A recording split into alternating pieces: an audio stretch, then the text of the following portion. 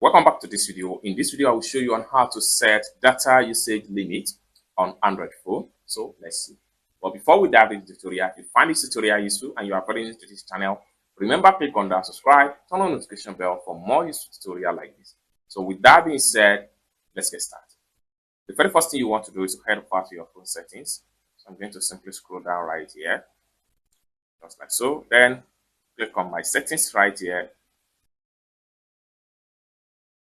So it's going to take you right here. Next thing you need to do is to simply click on hotspots and connections. It's going to take you right here. Next thing you need to do is to simply click on personal hotspots.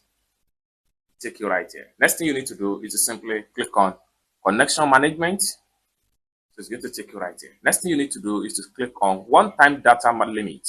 Click on that. Then it's going to take you right here. The first thing you need to do is to make sure this button is on.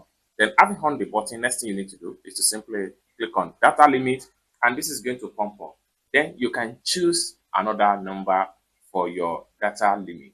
So if I cancel 2 now, I put in 4, and then I hit on OK, just like so. This simply means that each time this particular phone data usage reach 4 gig, it's simply going to notify me.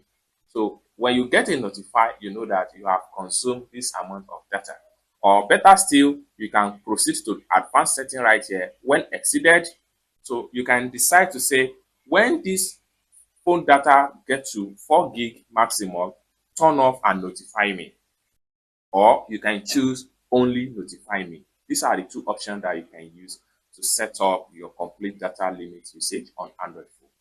It's as simple as that. So I hope you really got value for this video. If you find this video useful, give this video a big like, and also remember to subscribe to the channel for more useful tutorial like this. Thank you so much for watching, and I hope to see you in my next video.